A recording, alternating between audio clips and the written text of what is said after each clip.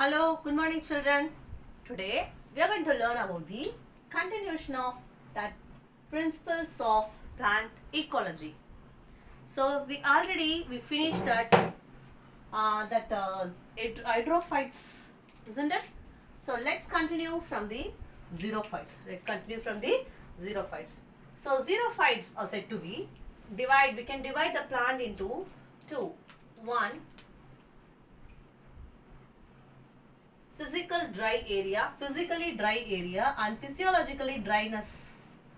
So normally what is called as xerophyte? The plant which grow in the desert or which grow in a dry area, they are called as xerophytes.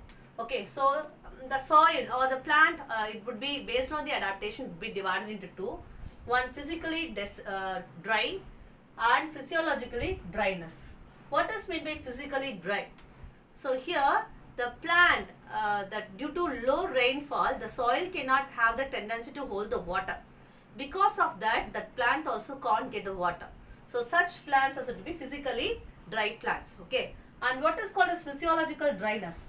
So here, due to the physiological dryness, the water is very less in that area, and the capacity of the plant also not have the capacity to absorb the water from the deep area. So such plants are called as physiological dryness of the plant. So physically the plant root doesn't have the capacity to absorb the water from the soil. Such is called as physiologically dryness, xerophytes. Okay. Next, so they will be having certain adaptations. Okay. So based on that, it will be divided into three varieties. So one is called as drought escapers, or it is called as ephemerals. And second one is succulent, and third one is non-succulent. So first is drought escapers, or otherwise called as ephemerals. What is ephemerals? So they will escape from the dryness. So if it is dry, so if they will start to wilt their leaves for the 1 year. So they will turn into annual plant. So if during the heavy dry season, they will wilt their leaves, and then again it will be germinate or forms a new plants.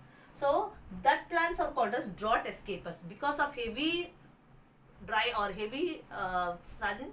So they will the leaf part, the upper part of the shoot part will be wilts, or it will be decomposed, and again it forms a new plant during the some suitable situation. Okay. And next one, some of the plant will be having the succulent. What is succulent? The leaf will change into a thicky, fleshy, and for storing the water content. So thereby it can withstand in the dryness. So that is called a succulent plant. And non-succulent plant. So this will not having that adaptation. Here the entire plant is having the resistance toward the droughtness. So internally as well as externally, the plant having the resistance toward the dryness. So such plant is called as non-succulent plant. This non-succulent plant is actually called as true xerophytes. What it is said to be? True. This plant is called as true xerophytes when compared with this two. So this during the heavy dry season start to escape. How it escapes? The outer part, the above the soil part, it will be wilts off, and during some season, suitable season, it will germinate. And then succulent. So here the leaf is modified into stem-like, or leaf is modified into some other form and store the water content, and leaf is modified into spike, or the stem is modified into thicky leaf-like chair. So that is called as cactus, and all comes under the succulent plant. And non-succulent acacia, and these are all comes under acacia, all comes under non-succulent. Here the entire body part of the plant will having the resistant capacity toward the heavy drought condition. Okay, so that is called as the non-succulent, and this non-succulent is called as actually a true xerophytes. So here see some of the morphological, physiological and anatomical features. Let's learn. So they will be having the well-developed root system, and in the leaf we can find the phylloclades. What is phylloclades? So leaf is modified into stalk-like or spine-like acacia, cladodes. For all these plants, the leaf is modified into. So some of the plant it is changed into phylloclades, some will change into acacia, some will change into cladode. So these patterns will help the plant to survive in such a dry condition. Okay, and if you see the skin of the leaf is leathery, like thick and leathery, and it's shiny and it reflects the sunlight. So and to avoid transpiration, and you can find shiny leaf to avoid transpiration. What is transpiration? Water loss. So to avoid, because of shininess, the light will be reflected, so the water transpiration will be protected, and it will be having the spines for protection of the plants. Okay, and you can see the epidermis here, multi-layered epidermis, to avoid the escape of water. To avoid the water escapism, it will be having the multi-layered epidermis, and the stomata will be shrunken. So what is stomata? Stomata is a breathing pore. No, the stomata will be shrunken to avoid the transpiration. And you can see the scotoactive stomata. So the stomata are active at that is after that is in the absence of sunlight. The stomata will be opens and do this. So or normally all the plants, the stomata opens at the daytime and close at the evening time, but here it's opposite to save the water.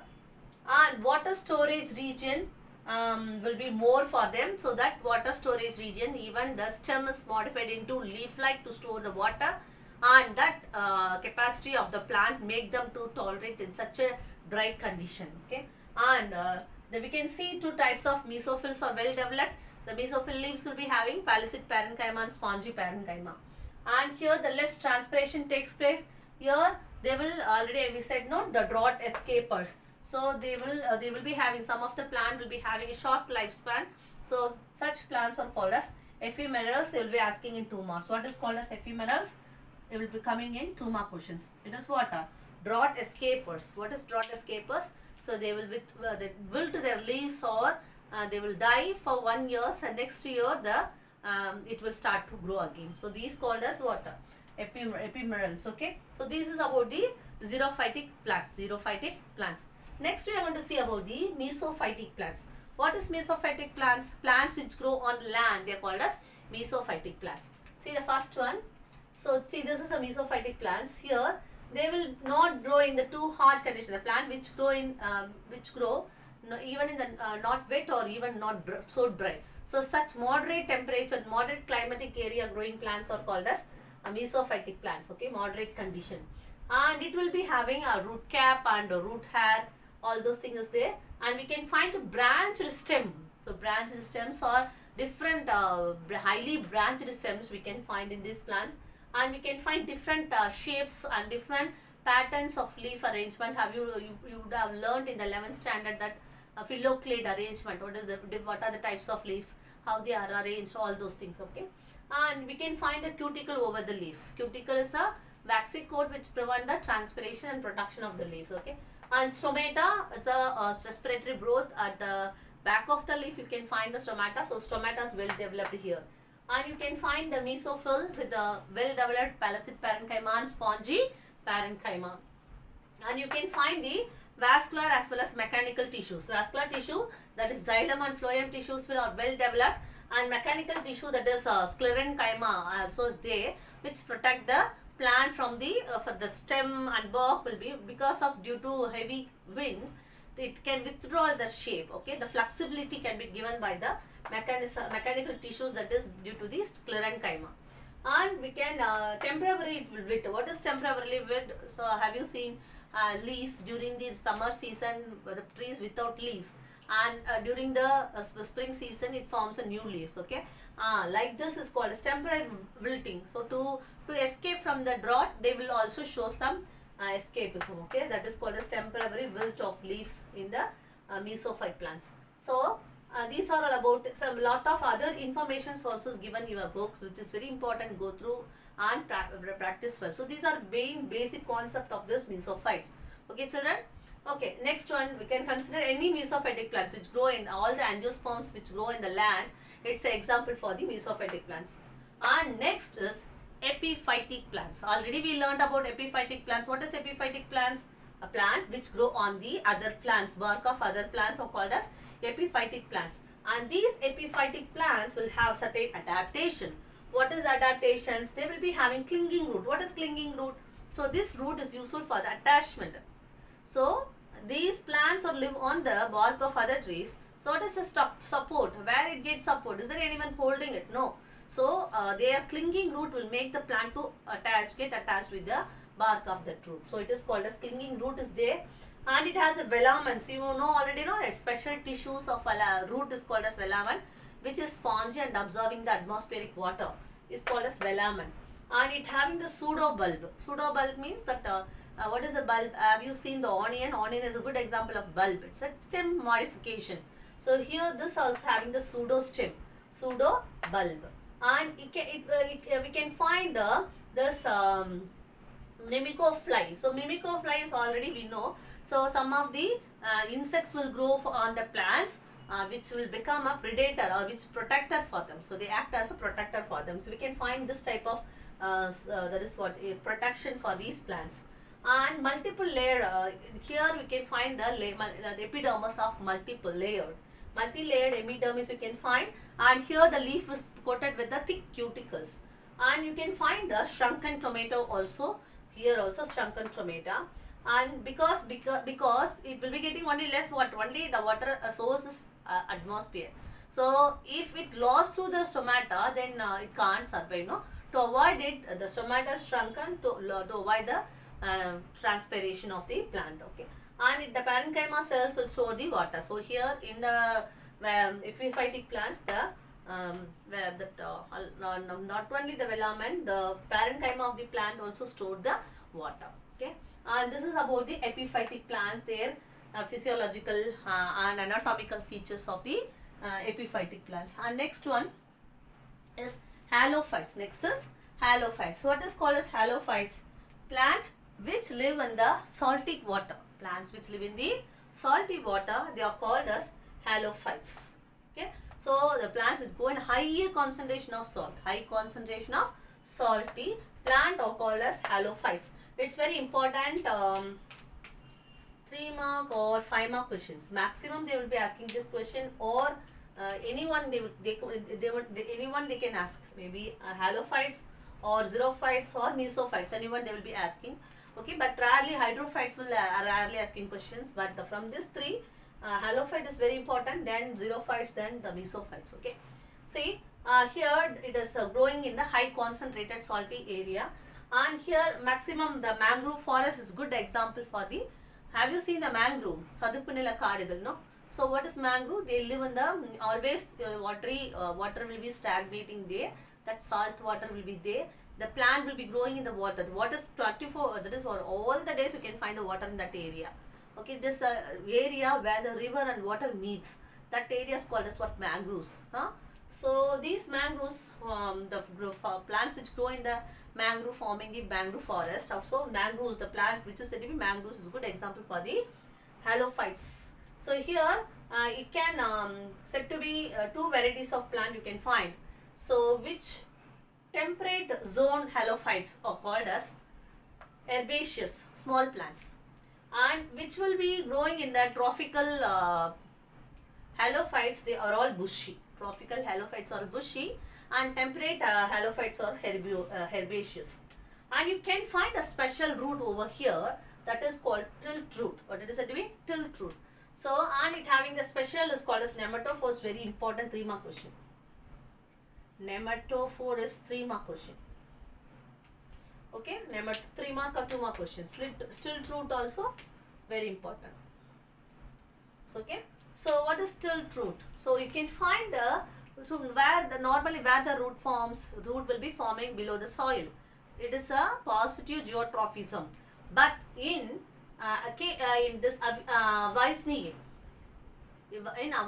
the plant, the root will be growing towards the negative geotrophism. Negative geotrophism means negative to the ground, but positive toward the phototrophy. Not it is to grow toward the sunlight. Okay, so that root is called as negative geotrophism. That is called stilt root. That will be having pores on it. So because of saline water, the plant can't breathe. The plant can't breathe. The root can't get oxygen. So that the root will be arising from the soil, and these will be having pores on the tips. So these pores will be absorbing the oxygen from the environment, and then they breathe. Okay. So then that is called as what? nematophores, and this is good example of Avicennae. Good example is Avicennae. And for adaptations, you can find these plants will be having thick cuticle over the leaves, and you can find the leaf is entire and succulent. So even these plant also having the succulent thicky fleshy leaves, and some will be having see the one more term here, aphylous. What is aphylous? Aphylous means no leaves over here, no leaves on the, so no leaves on the plant, so only the stem you can find, that is called as what? Aphylous. Okay, and so maximum they will be showing a characteristic feature that is called as viviparous. What is meant by viviparous? Viviparous means giving young one, no? So here how it use young one? So here the seed germinate from the flower itself, and then after germinating only that will be going to fall on the salty water. So after that it will start to emerge out. Okay, so if the seed is dripping in the water, it won't germinate. So the saline water will not allow the seed to germinate. To avoid it, the seed will be germinating from that plant itself, from the mother plant itself, and then the new young one is shedding down, and it adapted with the water. So it is called as what? Viviparous. It's very important to mark question. Viviparous seed germinations is a good adaptation. And you can find star-shaped sclerid cells. It will be having a star-shaped sclerid cells, and it having the H-shaped spicules. H-shaped spicules. And it will be having a salt secretion gland on their leaves. So, salt secreting gland on the leaves. And some of the leaf can exist the high osmotic pressure. So, some of the leaf will exist the characteristic feature of high osmotic pressure. So, see, these are some of the characteristic feature of the halophytic plants. Halophytic plants.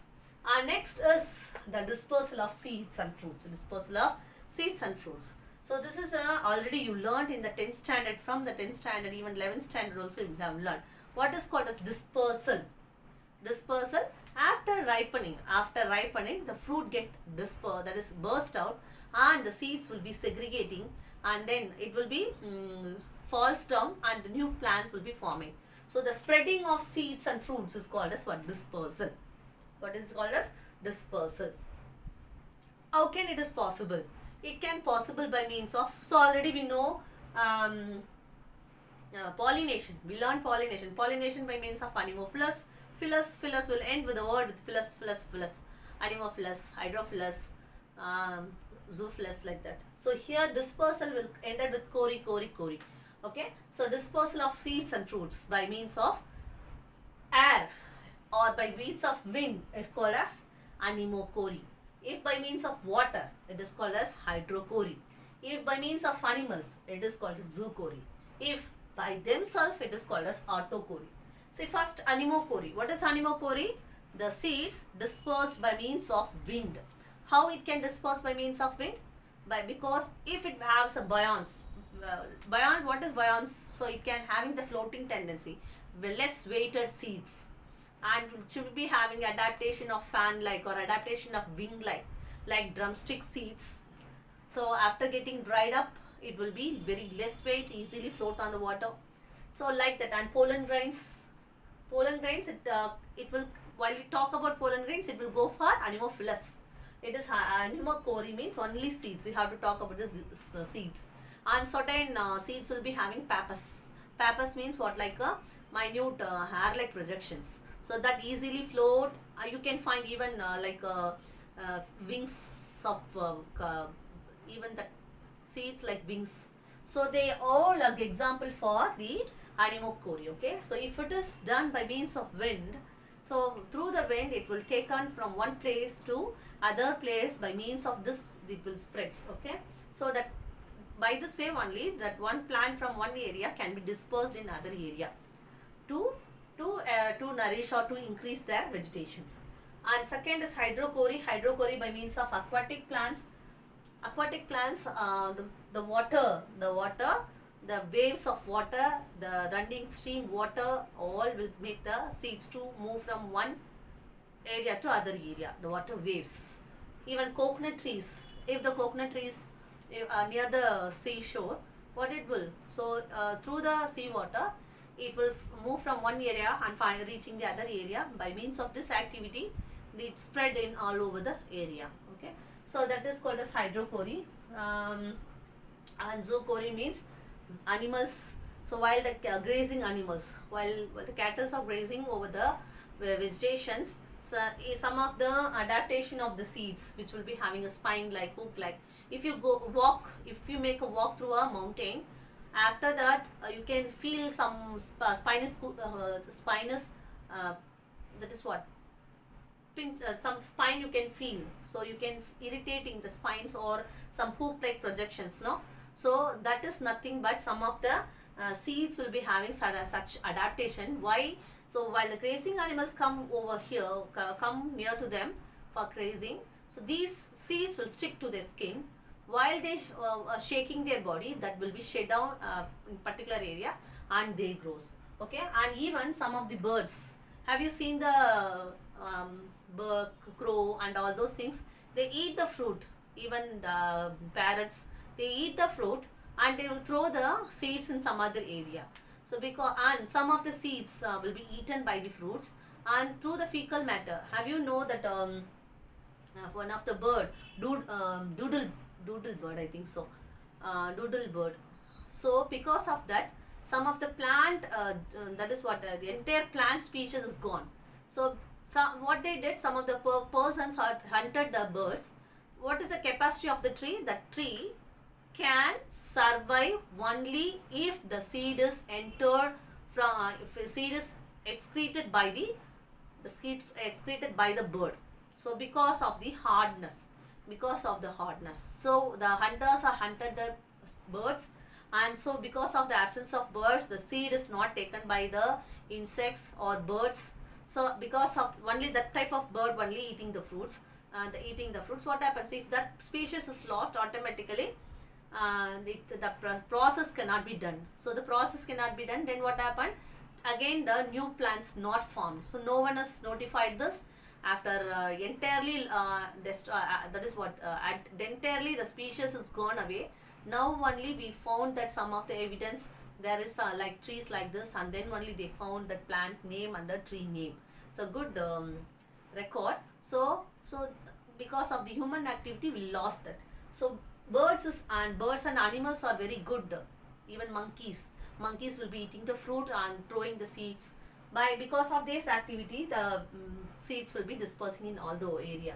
So these are some of the examples. Okay, and autochory, what is meant by autochory? So in case there won't be any species for doing this activity, so some of the plant will be having their own mechanism. It is called as autochory. So what they will do, they explode. What they will explode? They burst out. So they burst out and they releasing the seeds outside. That is called as what?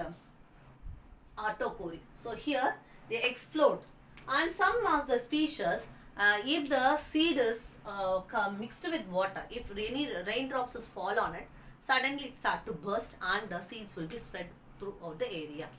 Okay, so that is called as what? Second one. And third one, some balsam plant, have you seen, with the noise, or some of the trees with the noise they burst and spread the seeds. So that is one more method. And some of the plants, due to turgor pressure, the inner tissues will be ruptured and it causes a mucilaginous substance over it.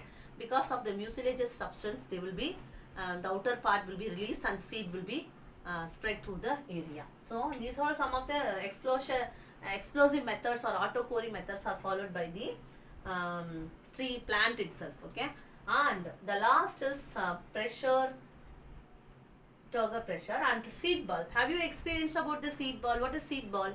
So it is an ancient Japanese method.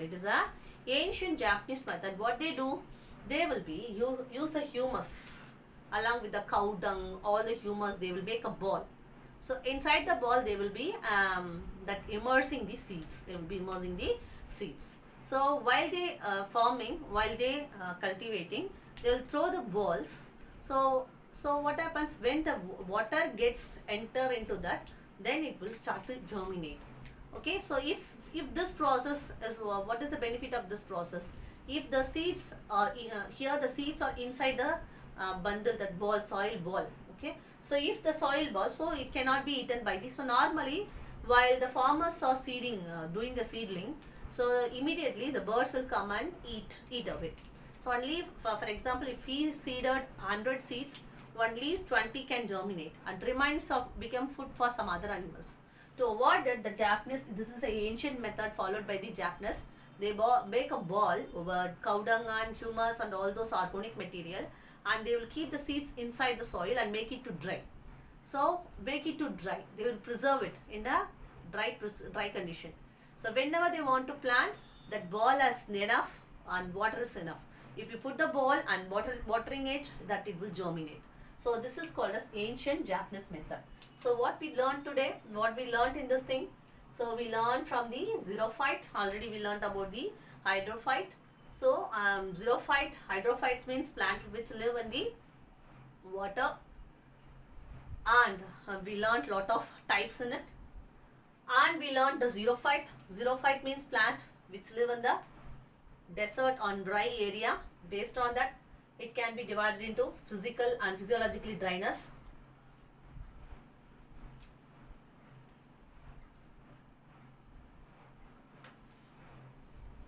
So here physical and physiological dryness, we know what is physically dryness and physiologically dryness.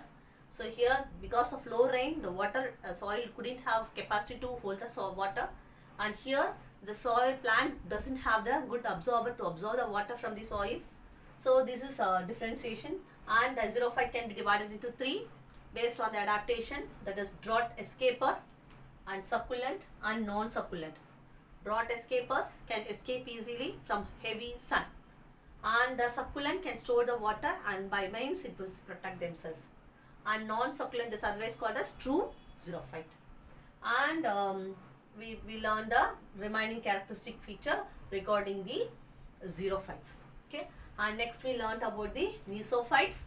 Mesophytes are the plants which grow in the moderate climate, not too high climate or too less climate. So these are called as mesophytes.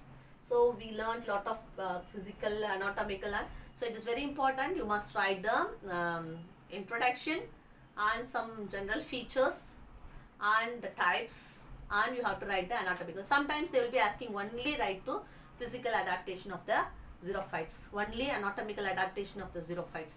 So if they asked, it is easy for you to write. Okay. So if they ask in 5 marks, you have to write the entire whole thing only. So and then next we learn the epiphyte. Epiphyte is very important, even 2 mark question and 3 mark questions. So these are all you can by closing your eyes also we can say these are all important questions. Epiphytes, so clinking and velaments and pseudobulb, and these are all some of the special characters. And halophytes is nothing but plant which grow in the salt water. So what is mangrove is a good example, and Evaisne is very good. Evaisne is also important question, and it can live in the halophytes. So it will be having tilt root. Tilt root, it is oppositely grow toward the negative zootrophism and positive phototrophism, and that is the pneumatophores, so which will breathe from the atmosphere. And so they will be having cuticle, succulent, and some of them will lose the leaf also, that is called as aphyllus. Okay. And maximum they shown the characteristic feature of viviparous. What is viviparous? The germ seed germinate from the mother itself, and then they will falls and forms the new plant. And we learnt about the seed dispersal, which is very important, and which is very important for to maintain the species in the world. Children, I hope you all understood whatever we learned in the principle of ecology. So hereafter what we are going to learn in this botany also related to ecology chapters only. So I hope you all understood well. Even this ecological based questions also will come, and then population, regarding population. So basic concepts is very important for you to understand the lesson. So go through, write and practice well, underline the one words, practice well, write and see the spellings. So it is help you to gain the good marks. Children, thank you.